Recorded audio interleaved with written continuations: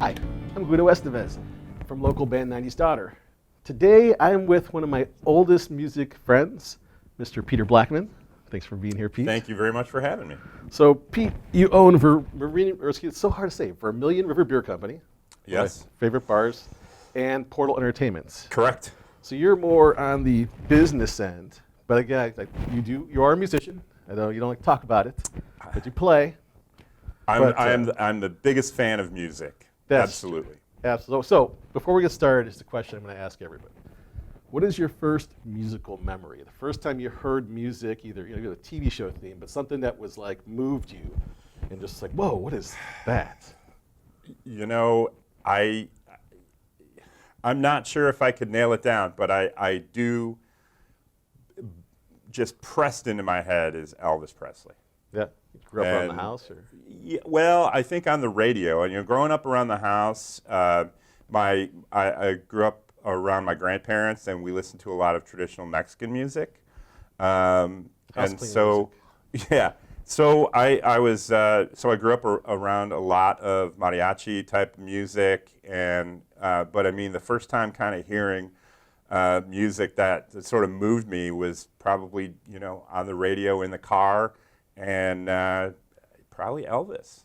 Is there an Elvis song that was like you're just like, oh, that's my jam? Well, it is actually, and it's embarrassing because every time I get asked to sing some song, it's always "Burnin' Love," but that's actually the song. That's actually the song that went into my head. That's kind of burned in my head is "Burnin' Love," and probably not his greatest song by any means, but it was the introduction for me, and so That's the one that kind of sticks out. And I just remember that sort of jangly guitar every time it would come on the radio. That memory of that starting off. So yeah, I'd probably Elvis, but then weird things. I was into Jan and Dean, and I was into the Beach Boys because my parents influenced my music. I was into Willie Nelson because my parents influenced my music. So, I mean, I was and I was happy with it. Don't get me wrong, I loved it all. But I think it wasn't until later in the mid-'80s when I started to kind of branch off into listening to what I wanted to listen to. And, of course, 1984 was the year, music broke wide open for me. I just read an article yesterday how 1983 had like the most number of like different #1 hits. Mm-hmm. It was like 30 plus different bands throughout the year had #1. Oh yeah, yeah. I mean, and it's just interesting because there was so much groundbreaking in the '80s, and of course I got really into the alternative music, but I think '87 was the year of all of these just amazing wide releases, everything from Joshua Tree to Guns N' Roses to Sinead O'Connor's Lion and the Cobra to I think it was Robbie Robertson who just passed away, his solo debut album. So yeah, I mean the '80s were huge for me. Huge. Not to date us, but do you think that, like, I always felt that when we grew up, the pop music was kind of all over the place a little more, especially those late '80s. Like the sounds were different. You had like a Guns N' Roses, but then you had like a Depeche Mode, as opposed to now. Do you agree with that or disagree with that? Yeah, I mean, I think everybody was experimenting and everybody was trying to find their, you could kind of probably pare down the similarities in the '70s and obviously the '60s, and so more bands sounded alike in the '50s, right? And there was more diversity in the '60s, more diversity in the '70s. And by the time you hit the '80s, to me, that's when the floodgates opened, and you were, metal was taking on this glam rock kind of feel to it, which I didn't appreciate then. But if it comes on the radio today, I'm turning up the volume on Final Countdown. That song was epic, though. Yeah. So, yeah, I do think there was. I appreciated all kinds of music a lot more than I do today, and I think that, unfortunately, that is dating me, so to speak. Right. I'm curmudgeon-y. Well, it's weird. It was a lot of diversity, yet there was less to choose from at the same time. You had like a couple radio stations. So if you were a bigger city, maybe about 5. And then you had, later MTV, but, Yeah. there wasn't as much of just all the music. Yeah, I mean, it's overwhelming, and especially again, I think the older you are, the more overwhelming it is to try and figure out what do I like today, and I think that's when you crawl into that sort of like pigeonhole and you start listening to, first wave on XM because that's what you're used to, and I don't know where to so you don't have people sort of telling you about what's going on with new music. It's just happening. It's Right. just there. You read less. I learned everything about the history of rock and roll from liner notes, right? Right. I mean, you pull out the album and you read every musician that played on every single song, and there's So for our lyrics, younger everything. audience, yeah, we bought a piece of product like a CD or a cassette or album. They would have these big liner notes, and you could Yeah. read the lyrics if you're lucky, or who produced it. It was always like an experience. It was part of the experience to put on the music and then look at the actual album and like read about it or look at the Oh covers yeah, and stuff. I mean, and it was the flow chart of rock and roll, right? So you'd see this guest musician play on some song on someone's album, and you're like, that name, I know that name, and you'd start kind of researching it and realize there's a whole history behind that one guitar player. And I mean, it mapped out the history of rock and roll for you. You say that now, I can't imagine reading the liner notes on a cassette tape, but I did. Well, they would fold out. That was the cool part. If you were really cool, you'd have the big fold-out cassette tape where you can kind of just sit back and let it read. Yeah. It's good times. Okay, so Portal Entertainment, you book bands at the bar. What got you into the music business? Like, how did you end up even just doing it? Man, I think too. I'll be bluntly honest. I think there's this sort of, I'm not a musician. I'm not, and we can argue about whether the fact that I play or not. I mean, I play poorly. I don't practice. I don't put the time in to try and be a professional musician. But I'm a huge fan of music, and so bookings and event planning and those types of things are my way of being relevant, so to speak. Right. And that's my contribution to music as a fan, right? As somebody that wants to keep the music going, right? I'm creating my own the soundtrack to my life by creating these events and booking bands at different venues, et cetera, including my place. And so that was the driving force. I mean, I started doing that in college. I wanted to, and it was my cheat to get to know musicians, right? I mean, that's how you and I met. Was days at U of I when I would go watch your band, and I wanted to know these musicians, and to this day.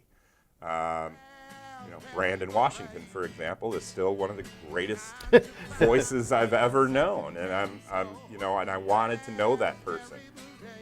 Years later, I'm friends with all these people. I'm not just a fan; I'm friends. But that's what started it. Is the idea to kind of keep things going, to sort of keep them. It's like a record album that just never ends. Right? Yeah, and that was my motivation to sort of do that. Is to book bands and bring in music and introduce new music to new ears. So that point of you saying about being a fan, I always say that's half the reason I became a musician. I wanted to hang out with musicians. Yeah. I wanted to be a part of, I don't know, to me, on the outside, watching movies or going to shows, it was like, no. Even now, when I go to a show, I want to be up there after, at some point. It's that whole, thing. So, okay, what was your first show you booked? Do you remember? Oh, the first show I booked, it might have actually have been you guys with Solstice. It might have, because I was managing a place called Gully's Riverview Inn at the time, and I was doing some things at the house at U of I, but I got a job at Gully's Riverview Inn, and he wanted to start doing music, and he kind of turned to me to make that happen. And so it might have been you guys, coincidentally, pure coincidence. That's wild. Yeah. Wow. That was And probably then- one of my first shows in Champaign. So Yeah, Yeah. yeah. So, and then after that, I think I was doing some some parties here and there, booking some bands. It'd be a while before I ever really booked like a national act per se, Right. but I booked bands like Moon 7 Times and 100 Acre Wood and Suede Chain and crazy My Brother's Keeper.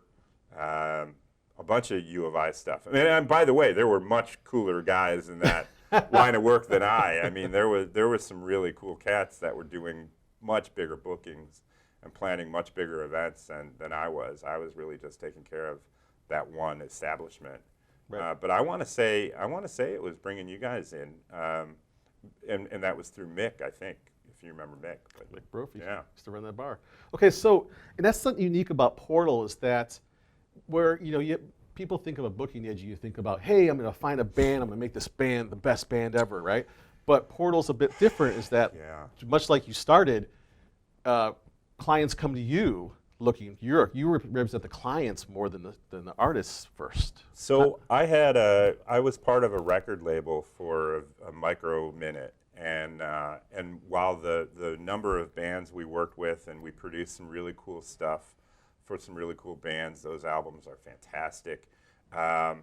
We were suddenly sort of their managers, and there was a lot of pressure on us to like, okay, well, hey, we want to get into that festival, or we want, you try and fill, this date, and we want to break into Chicago. And I was feeling this pressure where, listen, I just wanted to put out this great album with you. I really don't want to take on, I don't want to be responsible for your success or failure as from a management standpoint. So I got out of that. And so then when Portal started, as you recall, the concept was to work for the buyer, work for the talent buyer. And then suddenly, and I've used this term a few times this week, the floodgates opened, and we were getting calls from venues, establishments, events that would call us to fill their evening. They'd give us a budget, we'd try and put something together for them.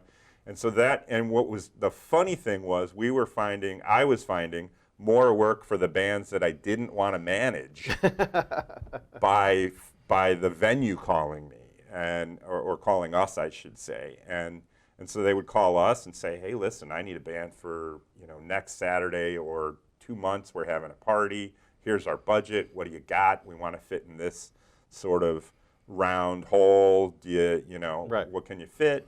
And that really is what's taken off. And I think that the reason that's worked is because, again, and the players at Portal Entertainment, including me, have an ear for what's good, what's the musicians that put their time in, the musicians that are extremely talented, the musicians that are professional, and that putting them in front of the buyer gets you that next job, right? They're going to call you back because they know they can trust you to fill that void with a great talented act. So that actually leads to my next question, because what's, since you represent clients, what do you look for? You mentioned a couple of things, but like what are the things a band has to have to get your attention? What's it like? And then secondly, after that, what's it like when you have to tell a band that, hey, you're not good for this room, or the client doesn't like you? I mean, how do you? Well, if the client doesn't like them, that's easy. Right. That's not hard to pawn that off on the buyer. But if I don't feel like they're a good fit, that's a hard conversation to have. Now, that being said, I will tell them what I think is right. Maybe it's something they can change. But so I go. There's a whole variety of things, not the least of which is the talent. Right? You can tell that they put their time in, that they're well versed, that they practice when they're not performing live. You can tell. Right. I think that's number one.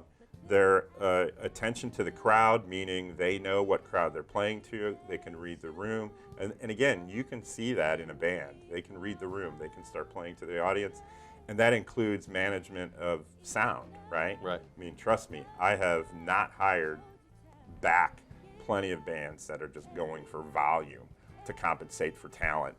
and I just don't want to work with that again.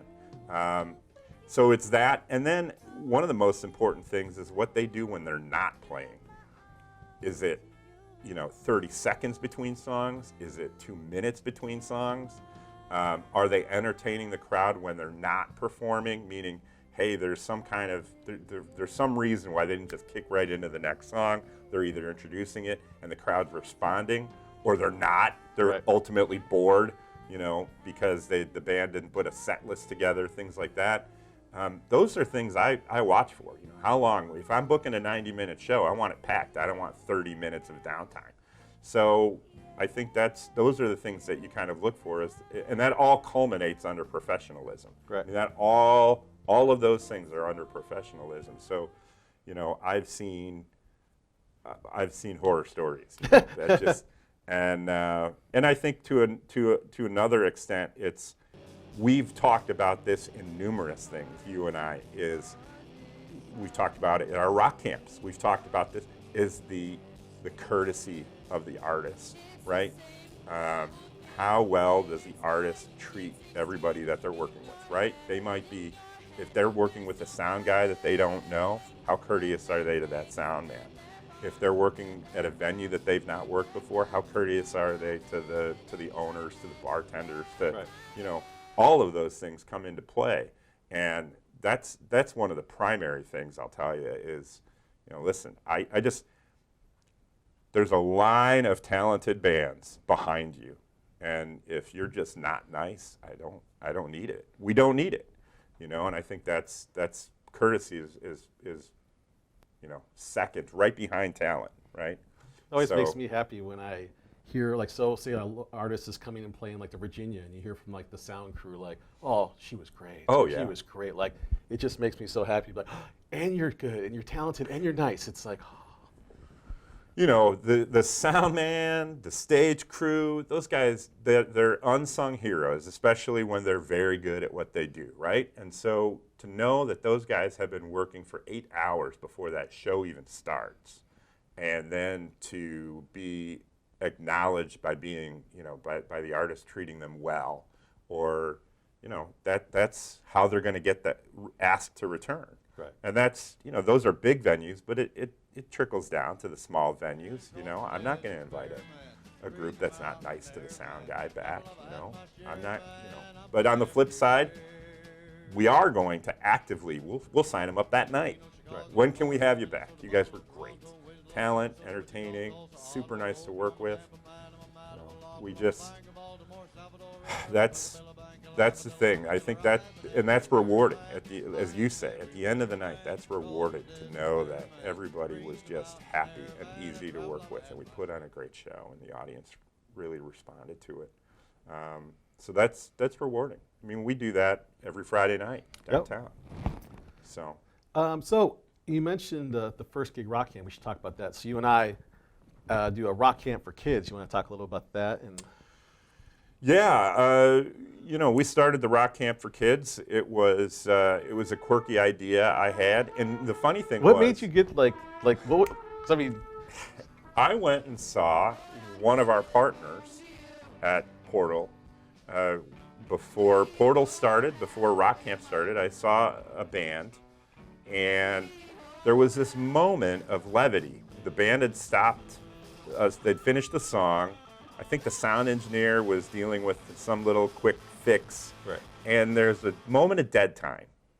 And there was this brief sort of interaction of levity with the band members that not only really solidified how cool the band was and how great they were with each other, but the audience actually picked up on that. Right. The audience appreciated that. And so it was it was seconds. And it was in those seconds that I thought, wow, how cool would it be to be in a band like this, a great band that's talented, that gets along with each other, that entertains the audience. And then I thought, man, how cool would it be for a kid to appreciate that experience? And so, I called you. You happened to be off that evening. It's strange. It was just sort of karma that. No, I wasn't way home from a gig. Was that what it was? Yeah. Okay. I just remember it was late. like 11 o'clock 11 at o'clock. night. I couldn't believe I got through to you, and the idea was that we wanted to create this live on-stage experience for kids, and I hadn't fleshed it out. I hadn't thought much about it. I mean, it was just a weird idea, and from there we sort of put this concept together on having a camp where kids could go. They learn, they get the experience of being in a rock and roll band, and it all culminates with this live performance for the public at the end of the week. And it took off from there, and that was 13 years ago. So I can tell you, I don't know what was going through your head the week before. We had written this program for like 50 kids, and we had 15, and I thought we failed. I already thought we had failed. I was nervous. We had this meeting on a Wednesday before the camp was going to start that Monday, and I am just sweating bullets, thinking like, there's no way we're going to pull this off. And I didn't, what are we thinking? What were we thinking? And then to by 1 o'clock, I think Monday afternoon, the lights went on, and I realized that we had actually were onto something, because I was sweating bullets, I think, right up until 1 o'clock Monday afternoon. And well, it's when you've never done a rock camp. No. It's like we had a concept, but we didn't, well, as much kids. And in retrospect, thank goodness we only had 15 kids, because we would have failed with 50. Right. But I don't even know what the plan was for 50. I love to look that up. Yeah, but totally. with 15 kids, we were able to kind of get through it, and then we were able to kind of grow those numbers over the course of the next 12 years. And then and as you know, here we are in Danville, 12 years in Danville, 10 years in Decatur, 9 years in Champaign-Urbana, and I never would have thought we would have grown to that. And I didn't think about year 2. I had no concept of year 2. Day one. It was it was like getting to Wednesday. Right. And now here we are. Not much has changed. Yeah, well, it does. Every year is a new challenge, and Right. It's interesting. But I think that was part of it, is that the network of musicians we surround ourselves. What they do as professional musicians is hustle. What they do to make a livelihood as a professional musician is to figure out problems on the fly. Right. And that was one of the biggest factors in the success of the camp, is that we had professional musicians who could not only teach students talent, but the idea of figuring out problems on the fly. And that's why we're still here. That's the gig half the time. Yeah, isn't it? it is. It is. The show must go on. One quick thing before we wrap up, I wanted to talk about the difference that VRBC has. So I play a lot of gigs. Mm-hmm. You're the only bar owner I've ever heard say, I don't care if you bring people.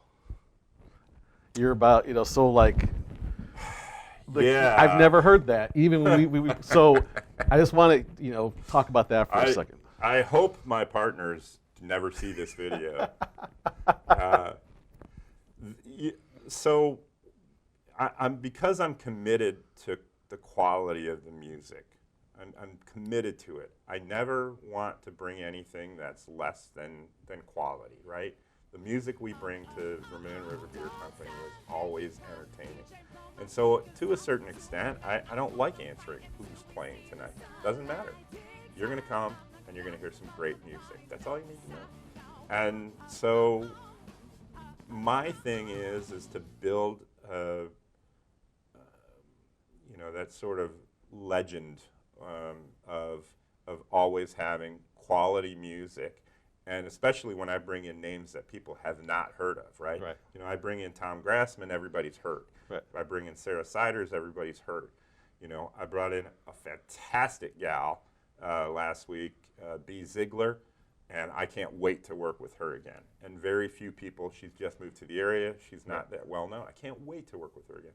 So I don't care. She didn't draw anybody. Right. Nobody came to the show because she played. She was fantastic, and that was rewarding. And again, I think if you're focused on building the identity of being known for just great music, people will come on their own, and I shouldn't have to put that responsibility on the musician. Right.